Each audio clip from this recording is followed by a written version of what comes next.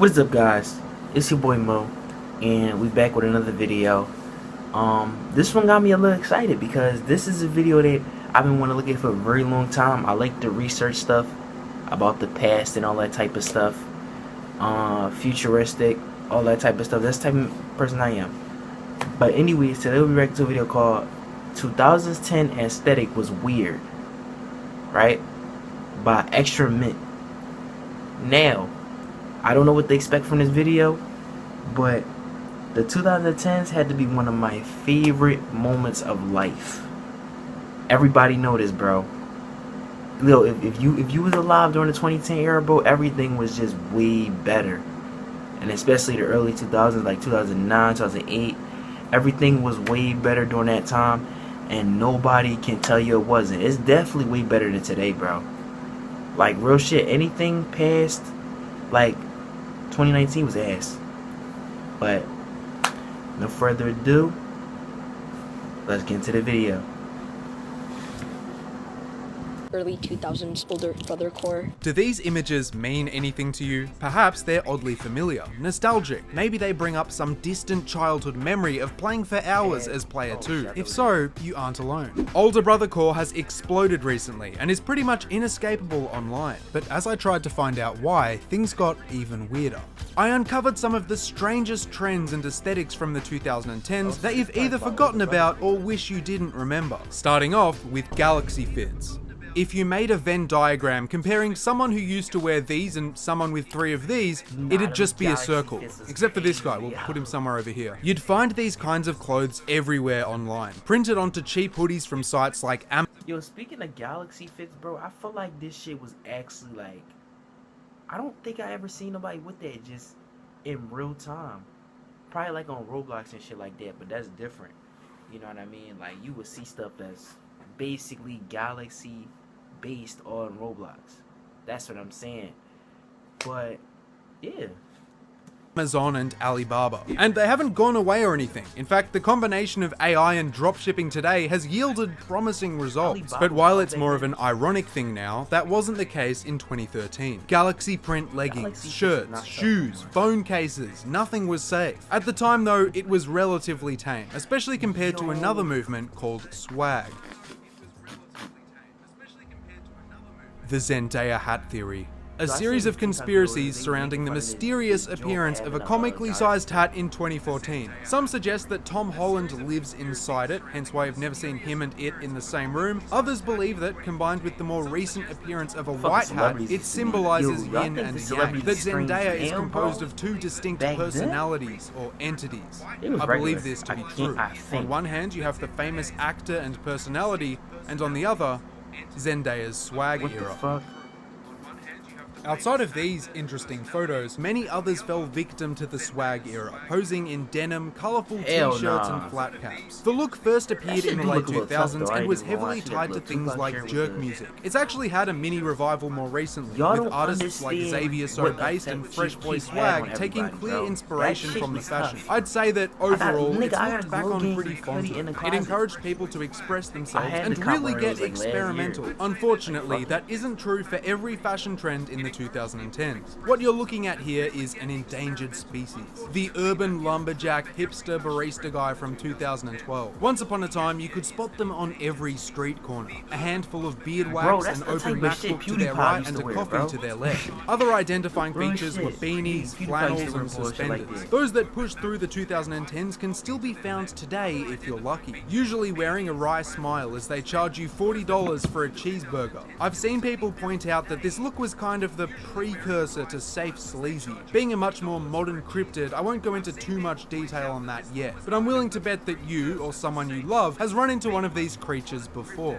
Anyway, this video wouldn't be complete if I didn't mention hypebeasts. This was, far and away, the most expensive fashion trend of the decade. From Off-White to Supreme, people were reselling branded sneakers and even branded bricks for thousands. This was different to swag, which was accessible to pretty much anyone. Here, the focus was solely solely on brands and how prominently you could display their logos. The staying power of streetwear companies like Supreme was so strong that people could build their entire careers around them. I mean, in no other environment could a song called Gucci Gang get 1 billion views. Regardless, almost all What of the these fuck outfits happened were to Lil ruined Pump? by the use of skinny, ripped The nigga jeans. really When got his combined little with a money baggy in- hoodie, you instantly debt. nerfed yourself and developed bizarre, childlike proportions. The resurgence of large, baggy jeans today seems like a direct retaliation against the founding principles of the hypebeast. With that being said, let's talk about why baggy jeans are back.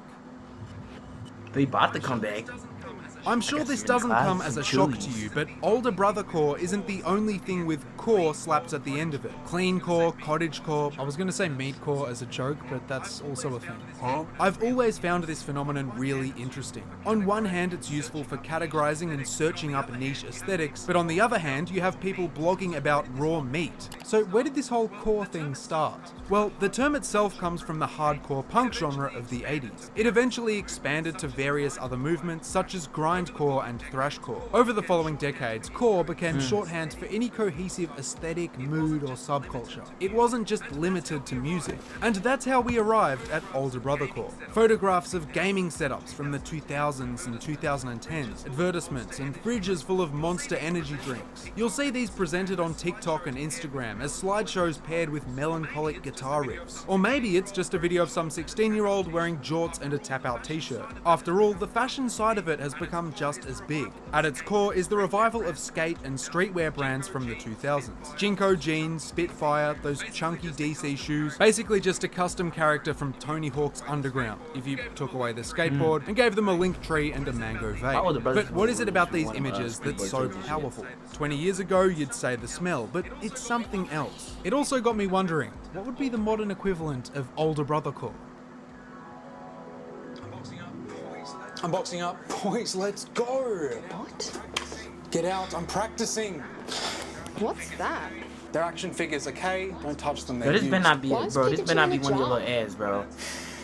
You want answers? Try this. Or your sponsors, actually. Yeah, My fault. caffeine, zero sugar, sponsors. 40 cents per serve. I could take this. These photos capture a very specific vibe from a time period that's already nostalgic to a lot of people. It's the experience of peeking into your older brother's room and being almost mystified by the stuff inside. A console you were rarely allowed to play. Instruments you weren't allowed to touch. The photos themselves add another layer, taken with grainy digital cameras that reveal the dusty haze of freshly punched drywall, or even freshly punched cones. I'm not surprised so many people have resonated with this aesthetic, because it's so universal. Growing up in the 2000s and early 2010s, you definitely knew someone that fit the older brothercore archetype. A room full of new Bro, I metal miss them posters, old phones these skateboards, and a 360 running nothing but Halo 3 and Black Ops. As you might expect, certain foods are associated with the look. You've got big hitters like Doritos and Burger King, combined with drinks like Mountain Dew and Monsters. You can't just grab these today and call it older brothercore though. Products had a certain look back then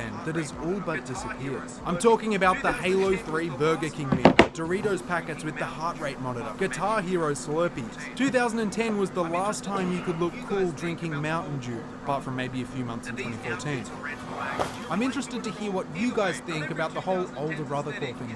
Are these outfits a red flag? Do you relate to it at all? Either way, not every 2010's aesthetic is as universal. Bro, Poolcore, which that's describes the back room, photos my of nigga. pools. As an offshoot of liminal spaces though, it isn't as simple as just taking a photo of your pool. It needs to have an unsettling, eerie atmosphere. Almost Now, you know what the crazy part is about backrooms, gang? I feel like every single one of us when we was younger, like during that little 5-ish, 3 type little span, we all had a weird ass dream that was similar to that. It was like you was walking through a crazy ass place and it was just endless and you feel like you couldn't wake up, and then boom, you just woke up out of nowhere. Just like out of pure strength. But that shit was so crazy. Like our minds was really weird when we was just now starting life on, like years ago, bro. No bullshit. It's like you've come across it in a dream. I had one of them At least, dreams before. It that's might have how not these been y'all, images but work. me. Jared Pike's dream pools That's are why a that series shit of felt a little 3D eerie to me. renders that many say produce feelings of dread and uneasiness. A lot of this comes from the fact that they never show you the full picture. There's always a corner or a hallway that trails off into the unknown, contributing to the sense of unease and mystery. This effect has been so strong that people have gone on to make entire games about it, set in the same endless rooms. Since we're on the topic of video games though, let's talk about it. Now, I never thought there was anything special about how games looked in the 2010s. We didn't really have an equivalent to the iconic low poly look from the 90s and 2000s, or the pixelated titles from the 80s. I was, of course, wrong, and it turns out the decade had its own set of bizarre visual trends, an entire video's worth, in fact. But for now, I've picked out my personal favourites, some of the best and some of the worst. Whether you played Jet Set Radio in the 2000s or more recent games inspired by it, you're likely aware of Shibuya Punk. Also known as grind fiction, it describes a wide variety of video games featuring graffiti, inline skating and skateboarding. You'll see a lot of vibrant colours, neon lit urban settings and street culture. While it started in the early 2000s, it experienced a revival in the 2010s and is still going strong today. But unlike any other styles in this video, it's tied to a very specific location, one that deeply influenced the genre and helped create its cult-like following. To truly understand how this happened, I needed to see it for myself.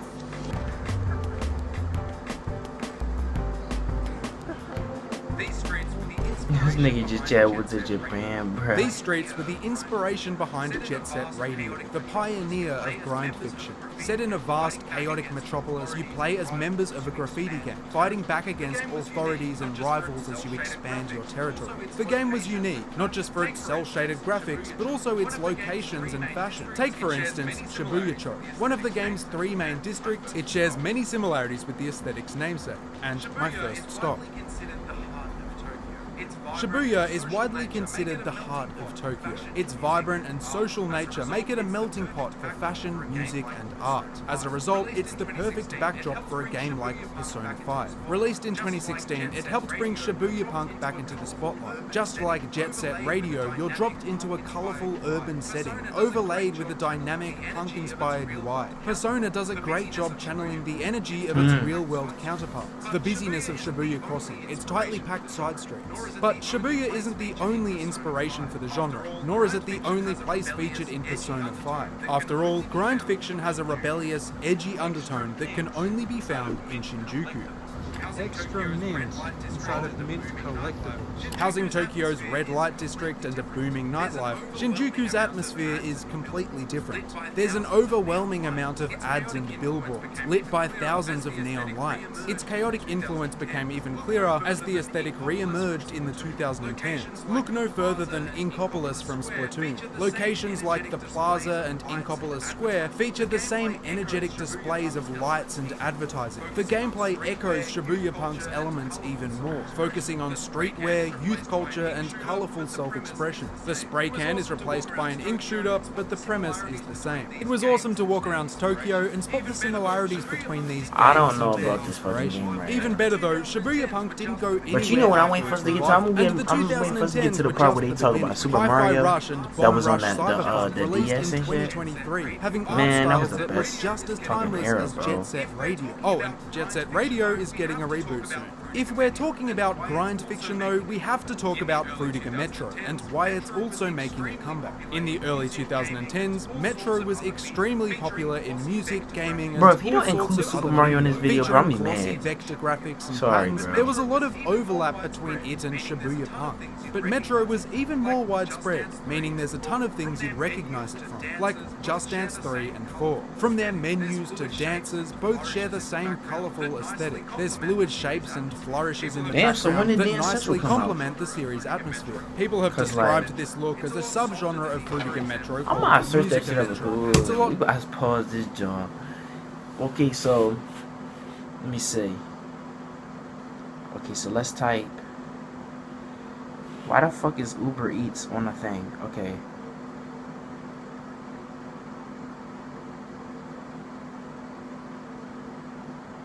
Okay, so it says November 10th. It says November 4th, 2010. That's when Dance Central came out. So that's crazy. I'm gonna keep it a bean. I feel like Dance Central is better than any of these little just dance joints. softer than the other examples we'll cover, and uses more pastels and unsurprisingly, That might be just my opinion though, music-related because icons. For the most part though, when you know, people I actually reference had, like, Rudiger really fun Metro, they moments mean with the stuff game, like you know this. what I mean? Any design with these Like, maximalist 2D patterns. The gaming series I see yes, mentioned the most he is finally Little mentioned Big Little Planet, but I'm Looking at telling the you, bro, box me and my art little and brothers, the promotional plays doing material that, for the bro. three games, you can Especially see the first why. one for the Explosions PS3. of abstract shape. Oh my god, bro, we stayed on that joint in 2019 or 2018 too, bro. Peppered with various items and instruments. Alongside Domo, Sackboy has become the aesthetics mascot. Now, when Metro emerged in the late 2000s, it was kind of the edgy older Yo, brother. I'm gonna give it to me. I really wish this YouTube channel that I had right now was up back then. I would have definitely played all these games for y'all if I had the same type of energy, if I had the same type of equipment. Like, bro, I would have been vlog recording videos for y'all, and then every time I wanted to feel some nostalgic shit, I would have looked back at my videos. Fruitiger era. Like, it catered to a damn, younger audience. this some and shit I sold shoulda them really on the recorded, idea bro. that this was what being a teenager felt like. Naturally, those kids grew up and still thought it looked cool. And to be honest, they proved that it still does. Sitting at over 1.4 million views, Romance Planet's Fall from the Sky the music fuck video is this nigga? shot entirely in the style. It's even capped at Man, hell 360p. nah. Pink Pantheress, with a more mainstream influence, has also drawn Wearing that from the fucking aesthetic. bullshit, The man. Illegal music video features shots that mirror the iPod Shuffle commercials. And Nice to Meet You has the same pastel flourishes as Musica Metro. But not everything can be colourful and upbeat. Gaming in the 2010s was plagued by an issue that affected countless titles. There's a good chance you hated this trend at the time, but we'll see. Let me reintroduce you to the infamous piss filter. Sometimes green if the devs had eaten asparagus, but mostly an all-consuming yellow. The weirdest thing is, I didn't even notice it at the time. I just accepted it as the look for shooters and racing games. Now that my brain is developed, I can tell that the sky isn't normally yellow, but this revelation hasn't stopped me from enjoying these titles. Why? Because it was applied to some of the best games of all time. Fallout New Vegas, Deus Ex 3, Grand Theft Auto 4. With that being said, have a look at them without the filter. Here's the Mojave Wasteland as 2010 intended, and here it is with the tint removed. Deus Ex 3 is even That look more way better. noticeable. In fact, it's the reason the term even exists. Within a few months of its release, an article drops detailing a mod that, quote, enhances graphics. I just want to move this camera back a little bit. In fairness, the original I don't game feel is like I'm best getting described recorded as severely dehydrated. As far as I'm aware, it was easily the yellowest, but please challenge me on that in the comments. I'm sure there's way worse out there. Anyway, there's a valid argument to be made here in support of the PP filter, that being its contributions to a game's atmosphere. Like, it definitely works in a post-apocalyptic environment like Fallout. Fallout 3 felt like you were perpetually stuck in a rad storm. There's a sickly green hue that hangs over everything, making your surroundings feel contaminated, or rather, irradiated. Kind of like early Chris Chan videos. Not everyone has this as an out though, as many games only used it to mask lighting limitations or just jump on the trend. It was a quick way to convey that your title was gritty and serious. Call of Duty achieves a similar thing today with its item shop.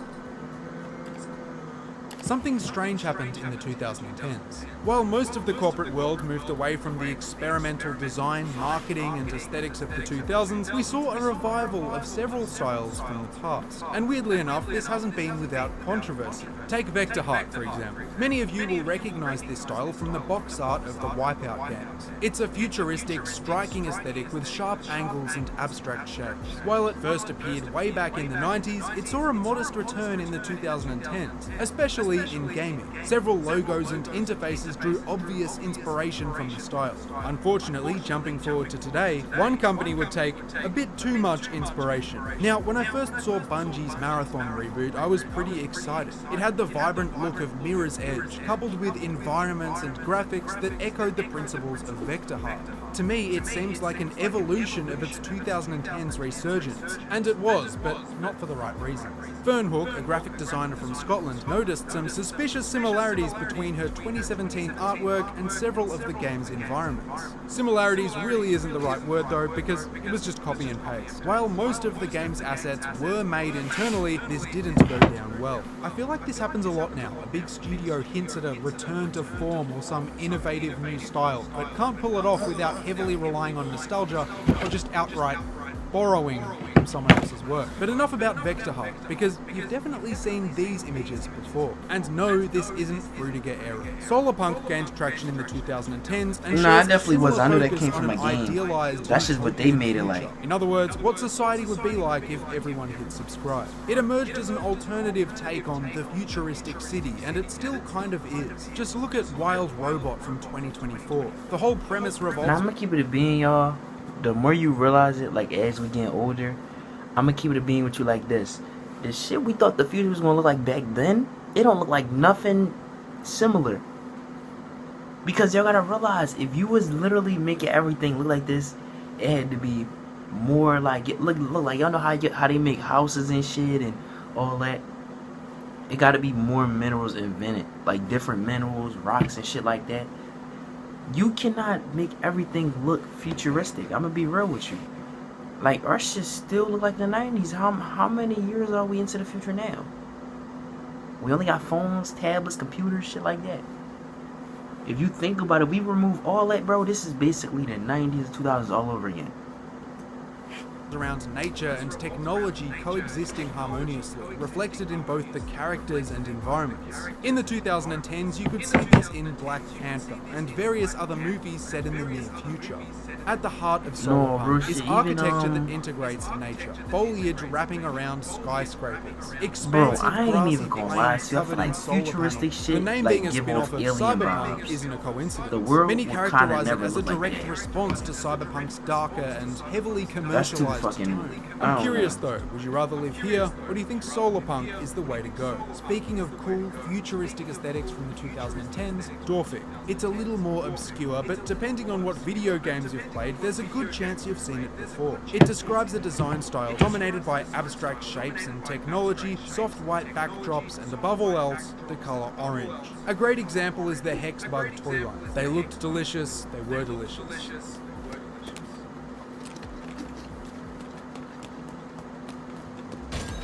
You'd find Dwarfik on ads too, and even UI. Look back at the eShop, when Nintendo's consoles were still colourful. It shares the same futuristic, glossy arrangement of gradients and shapes, and again, it's mostly orange. As far as games go, you probably saw it coming, but Mirror's Edge. The game as a whole has one of the cleanest art styles of all time. Even today, it's hard to believe the original came out way back in 2008. As you explore, you'll run into plenty of offices that have adopted the look. Bright orange interiors and slick architecture. Jelly Jump and Superhot are other examples, having the same sterile white environments and orange accents. All in all, the Dwarfik aesthetic held out until around 2016, as companies began committing to flat minimalism. Vaporwave is one of the coolest aesthetics the internet has ever made. So y'all, why did the chair come while we was recording? That's crazy. I'm about to show y'all. Wait.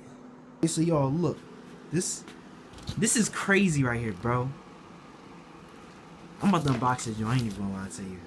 We 100% gonna finish this video first. Starting in the early 2010s as a music genre, its unique retro-futuristic visuals quickly took on a life of their own. Video games, YouTube intros, album covers.